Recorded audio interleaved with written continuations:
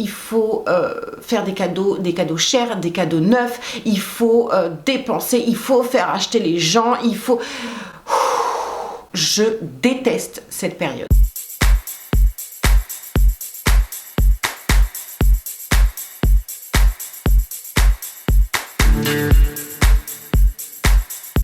J'espère que tout le monde va bien. Aujourd'hui, je vous fais une vidéo qui va un petit peu changer de d'habitude et changer de ce que vous voyez sur YouTube, puisque nous sommes au mois de décembre, nous sommes sur une grosse période de fête. Il y a Noël, jour de l'an, et sur YouTube, c'est un petit peu la période où il faut faire du placement de produits. Donc, vous voyez tout un tas de vidéos avec du sponsoring, des placements de produits, des concours, des vidéos tous les jours. C'est normal puisque pour les annonceurs, pour les publicitaires, c'est la plus grosse période de l'année et du coup ils inondent les youtubeurs de placement de produits, de pubs, etc. pour que vous achetiez, que vous dépensiez vos thunes et que vous fassiez marcher un petit peu la consommation. Aujourd'hui dans cette vidéo, je vais aborder les 10 choses que je n'achète pas à Noël. Si ça vous intéresse, c'est parti. En vérité, j'en ai noté que 9.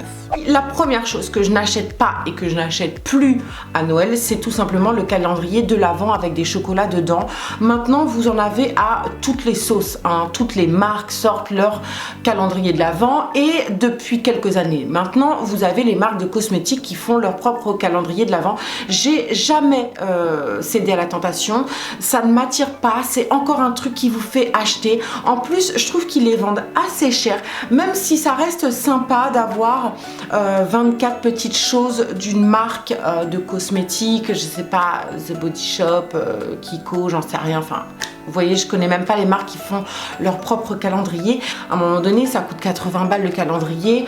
C'est soit le calendrier de l'Avent, soit le cadeau à Noël, quoi. Je sais pas comment font les gens. Mais moi, à Noël, les impôts sont passés par là, la rentrée est passée par là, j'ai plus de thunes quoi. Donc l'histoire du calendrier, plus les cadeaux, plus le repas, plus la fête, plus ceci, plus cela, c'est juste pas possible dans mon budget. Ça fait 7 minutes que je parle, j'ai abordé qu'un seul sujet. Deuxième chose que je n'achète plus à Noël, c'est tout simplement un sapin. Alors vous en voyez un derrière moi, c'est normal. Il faut savoir que ce sapin, il a 13 ans, il a l'âge de ma fille, le carton a 13 ans, la guirlande lumineuse a 13 ans également et elle fonctionne toujours autant. Le truc c'est d'en prendre soin. Je pense qu'il peut me durer encore une bonne dizaine d'années. Le seul désavantage à ça, c'est qu'il n'y a pas la petite odeur de sapin typique de Noël. Mais bon, c'est pas bien grave. Je fais des économies. 2, je m'emmerde pas à transporter un sapin jusqu'à chez moi, à le descendre d'ici un mois et à encombrer la rue avec des sapins qui sont morts. 3, on n'a pas à découper un sapin juste pour moi et pour faire ma déco. Oui, c'est du plastique, oui, il n'y a pas l'odeur, mais à la fois, j'y trouve vraiment mon compte. Troisième chose que je n'achète plus à Noël, eh bien, c'est les petites décorations de Noël. Ce sont la guirlande lumineuse et les petites boules décoratives et puis tout ce qui va avec. Je n'achète plus de décorations à Noël parce que je les ai déjà achetées il y a 13 ans aussi et que je les trouve magnifiques, qu'elles sont encore en parfait état. C'est ouf parce que tous les ans, il y a des nouvelles collections qui sortent comme si on devait changer les décos de Noël tous les ans. Justement, le côté traditionnel, le côté où on garde les mêmes choses tous les ans jusqu'à ce que ça rende l'âme, je trouve que c'est beaucoup plus... je sais pas comment vous expliquer, mais moi j'aime énormément cet aspect-là. Quatrième chose que je n'achète plus à Noël, c'est le papier cadeau. Alors, j'avais un grain à l'époque, clairement.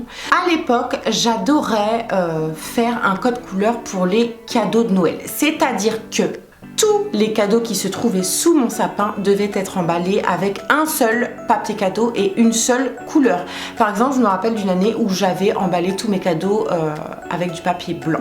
Je trouvais ça hyper joli, ça faisait classe, ça faisait un côté mode en fait au sapin, à la décoration et tout. Je trouvais ça hyper sympa et j'y tenais vraiment. Vous savez, lorsque vous invitez de la famille, des amis à Noël et qui viennent avec leur petit paquet et qui posent ça sous le sapin, eh bien il y avait toujours des paquets cadeaux qui n'étaient pas blancs. J'étais pas contente parce que ça venait niquer ma décoration de Noël. Oui, j'étais vraiment barrée. Je veux dire, les gens ne se posent pas la question à savoir est-ce que le papier cadeau est de la même couleur que le code couleur des cadeaux sous le sapin, quoi. Enfin, bref. Et puis il y a quelques temps, ma sœur a commencé à emballer mes petits cadeaux avec du papier journal, avec du papier recyclé, des papiers de pub, etc. 1, c'est du papier gratuit. 2, il y en a à volonté. 3, j'ai trouvé ça hyper esthétique, hyper joli à déballer. Tous les paquets se ressemblaient, du coup, il y avait quand même une cohérence en termes de code couleur. La névrose est encore présente quand même. Mais j'ai trouvé ça hyper esthétique, hyper joli. Et puis ça donnait un petit côté un peu vintage, un petit peu authentique, un peu à l'ancienne comme ça. Vous savez, avec ce vieux papier journal noir et blanc, j'ai adoré l'idée et depuis j'essaye d'emballer mes cadeaux avec du papier journal, avec du papier de pub. Alors ça ne plaît qu'à moi, ça ne plaît pas forcément à ma fille notamment. J'avoue qu'au début, elle n'a pas compris et elle n'était pas fan de l'idée parce que ça faisait un petit peu pitié, hein. Ça faisait tchèp comme on disait à l'époque. Très vite, elle en avait plus rien à faire et puis ce qui comptait, c'était vraiment ce qu'il y avait à l'intérieur. À partir du moment où on sait que le papier cadeau, c'est une dépense totalement inutile qui va finir dans la poubelle, autant emballer vos cadeaux avec des billets, hein, et puis vous les jetez juste après. Pour moi, ça revient au même. J'ai trouvé ça tellement évident une fois que j'avais réalisé ce truc. Tout ça pour parler de papier cadeau, truc de ouf. Des fois je m'auto-soule, vraiment je vais boire un coup, tiens. Je vais boire un coup parce que j'ai plus de salive. 5e chose que je n'achète plus à Noël, ce sont des cadeaux en masse. Alors, j'achète encore des cadeaux parce que j'aime offrir des choses à mes proches, à ma fille, mais j'avoue que ça fait quand même des années que je n'achète plus qu'un seul, voire allez, 2 cadeaux à Noël. Je ne sais pas ce que vous en pensez, dites-moi dans les commentaires, mais je trouve que c'est déjà plutôt correct, hein. Je sais que la transition a été assez compliquée pour ma fille parce que il y a une époque où elle était petite, c'était une enfant unique et il faut savoir que les enfants uniques sont en général pourri gâtés.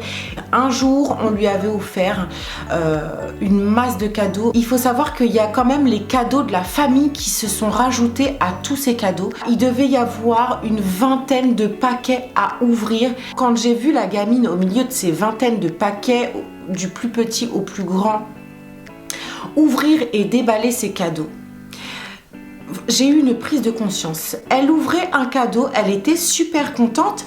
Il fallait qu'elle ouvre les autres cadeaux pour voir sa réaction au moment d'ouvrir le truc. Elle avait même pas le temps de kiffer et de découvrir le cadeau qu'elle avait dans les mains, qu'elle passait à autre chose, puis autre chose, puis autre chose, puis autre chose. Elle ne savait plus où donner de la tête et finalement le cadeau qu'elle déballait, qui lui faisait plaisir le temps d'une seconde, et ben elle l'avait déjà oublié au moment de déballer les autres. Quand j'ai constaté ça, je me suis dit mais c'est ridicule, c'est n'importe quoi, c'est complètement indécent d'avoir autant de cadeaux pour une seule gamine alors qu'elle n'apprécie même pas ce qu'on lui offre parce qu'il y en a beaucoup trop en fait.